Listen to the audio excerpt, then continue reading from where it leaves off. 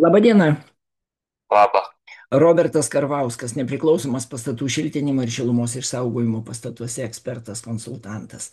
Dirbu Oho, su portalu Ekspertai LT ir matau jūsų paklausimą. Jūs klausėte dėl palėpės šiltinimo, taip? Putomis. jo. Tai mano vardas Robertas, kaip į jūs kreiptis? Cloud. Klaudas, malonu, Klaudai. Tai dabar, Klaudai, žiūrėkit, pirmiausiai, į ką noriu atkreipdėmėsi, kad aš esu ne rangovas, ne medžiagų tiekėjas, nieko jums nesiūlysiu rangos, aš tiesiog konsultuoju žmonės, kad jie nepadarytų klaidų ir neturėtų didelių nuostolių, kaip mažiausiomis išlaidomis sukurt daugiausiai šilumos pastatuose ir ją efektyviausiai išsaugot. Štai mano paskirtis. Tai dabar Aha, noriu pasakyti pirmiausiai šitaip. Jūs paklausėte šitaip reikalinga konsultacija ir palėpės šiltinimas putomis. Ir pasakė žodį putomis ir viskas. Ir daugiau nieko nepažymėjot. Tai rinkoje putų, kurios naudojamos įvairiems šiltinimo darbams, yra, nu, vos nebegalybė, pilna visokio. Ir kiekviena jų turi visiškai skirtingas savybės. Dažnai žmonės įsivaizduoja, kad visos putos panašiai vienodos, svarbu išsirinkti tik tai pigesnės kainą, kad būtų gera ir viskas. O iš tikrųjų tai pasirinksit putas, kurios po kelių metų jums netarnaus, nes didžioji dalis poliuretaninių putų kintant oro temperatūrai ir santykiniai oro drėgmei labai traukiasi. Ir jeigu pradžioje, kai jas instaliuoja, jos būna sandarios, tai po vieno dviejų sezonų, kada vasara karšta, o žiemą šalta, jau jos tampa nesandarios, nes jos traukiasi, skilinėja, atsiplėšinėja nuo konstrukcijų ir taip toliau. Tai šitą dalyką reikia įvertinti, todėl negalima sakyti žodžio putomis tik tai. Tai reikia žinot, kokios putos ir žinot jų savybės pilnai. Nes kai jums pasiūlys ir jūs, jeigu galvosit, kad visos putos vienodos, va, užpurškimas ir viskas, tai yra iš tikrųjų toli gražu ne taip. Sekantis klausimas, kurio norėčiau jums šiek tiek pakomentuoti, tai yra, jūs rašot palėpės šiltinimas. Kas tai yra? Ar tai yra palėpę jūs darot kaip šildomą gyvenamą erdvę? Ar jūs norit apšiltinti apatinius kambarius nuo palėpės šalčio? Ką jūs norit šiltinti? Ar mane girdit, Klaudai? O jūs mane girdit? Aš, Alio. aš jūs tai girdžiu, o mane jūs girdit? Taip, girdžiu, aš sakau antras variantas. Antras variantas, tai reiškia, ne palėpę reikia šiltinti, o reikia šiltinti šildomų kambarių lubas iš palėpės pusės, ar ne? Ne, reikia šildyti palėpę, kad per tą betoną neitų šaltis. Tai minutėlė, Klaudai, tai vis tik, ar jūs palėpėje norite įrengti šildomas gyvenamas patalpas? Ne, ne, ten nėra aukščio, ten metras. Nu va, tai tada jums palėpės šiltint, sakykime, nereikia, jums reikia šiltint šildomų kambarių šilumą išsaugo. Tai reiškia, jums reikia šiltint palėpės grindis. Taip, Tiksliau taip, perdanga. taip. Vat būtent, tai tada yra, tai ne palėpę reikia šiltint, o reikia šiltint perdangą tarp Perdanga. kambario ir Taip, palėpės. Va, dabar mes išsiaiškinom iš karto, nes tikrai jums kas nors, jeigu tai parašė, tai jums paskaičiuos visą palėpės šiltinimą, tai tada ir grindis, ir lubas, ir viską, ir šonus pilnai, tai visai. jau su rangovais, žinokit, trejais prašnekėjom, tai išsiaiškinę, mes tą momentą esam. Na va, gerai, tai šitoje vietoje aš atkreipiu dėmesį tada, tai jeigu naudosit orui laidžias medžiagas, sakykime, tokias putas, kurios tikrai padaro pilno sandarumo, nes pavyzdžiui, poliuretanų, atvirų porų poliuretanai, jie yra iš principo laidūs orui.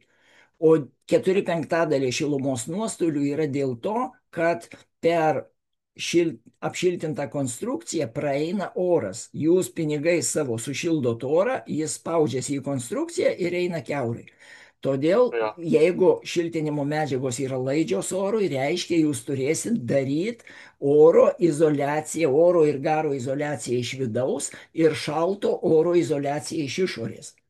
Tokias medžiagas reikia apsaugoti iš visų pusių. mes Jeigu, svarstom, pagaliau mhm, mes taip, dabar taip, svarstom jau apie vatą nes ten ganėtinai daug šiukšlių, labai labai daug valymo, nusprendę esam daryti su vata.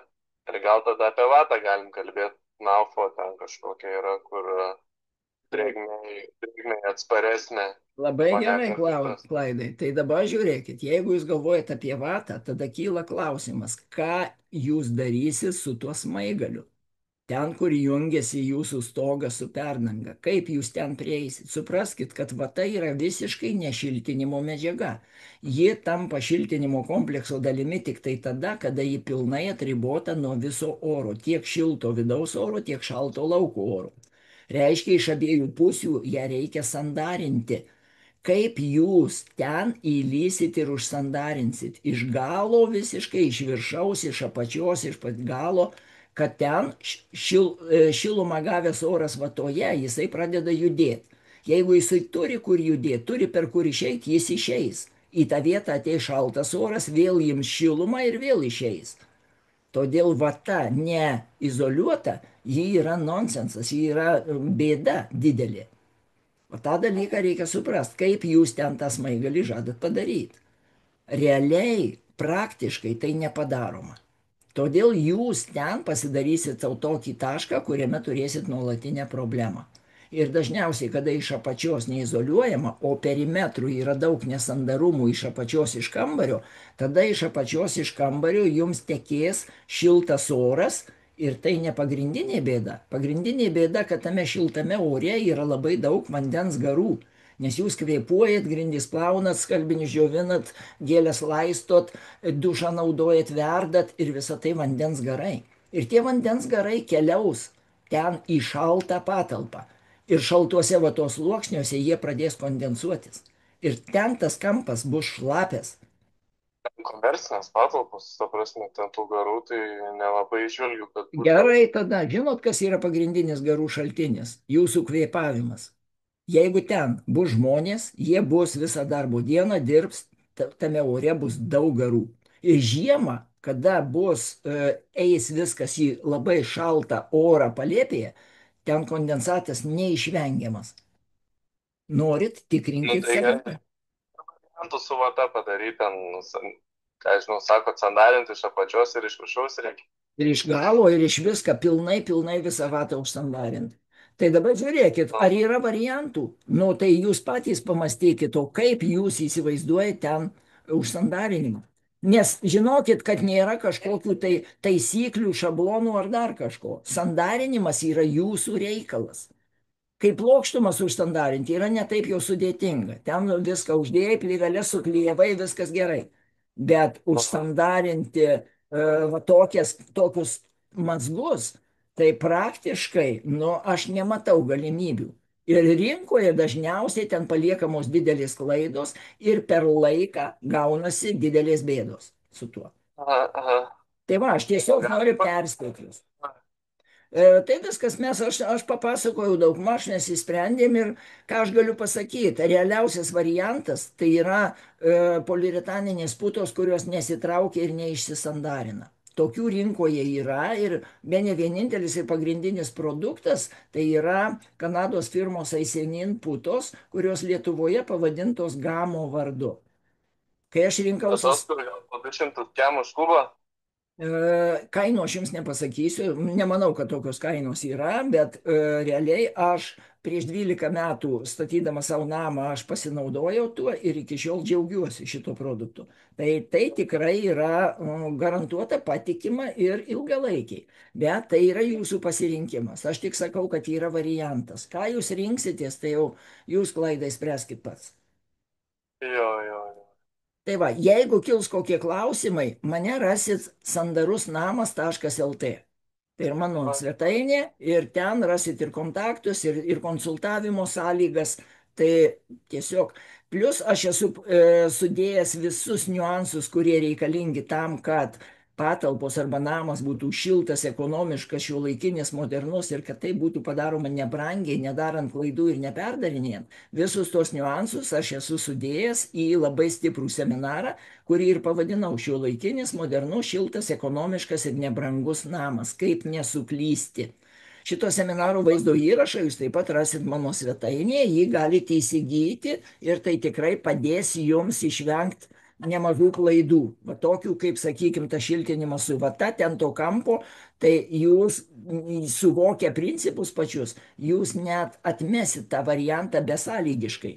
Nes ten nepadaroma gerai, o jei padarysit nepilnai, užprogramuosit savo didelę bėdą toje vietoje. O, gerai, ačiū už rūpestį, mes su rangovais pasišnekėsim apie sandarinimo galimybės tada ir ačiū už skambutį, jeigu ką Gerai, kreipsime. gerai, sėkmės, ačiū Jums, viso geriausio. Na gerai, iki.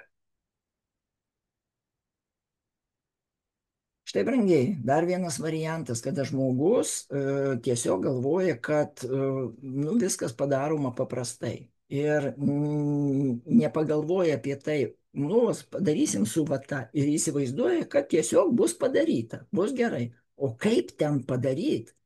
Rangovai ten tiesiog padarys kažkaip, o realiai fiziškai padaryti smaigalį, kada susieina dvi plokštumos ir kada ten nėra vietos visiškai, nei prieiti, nei kaip, realiai ten bus prapūtimas, ten bus kondensatas, tai būna paprastai. Tai va, ekspertizių rezultatai tą rodo. Todėl pagalvokit apie variantus, kaip galima būtų tai padaryti. Tiesiog galim tartis, diskutuoti ir taip toliau. Jeigu konsultacijos reikia, sandarusnamas.lt, mane surasit ir pasirengęs jums padėti. Ačiū, kad tai girdit. Iki.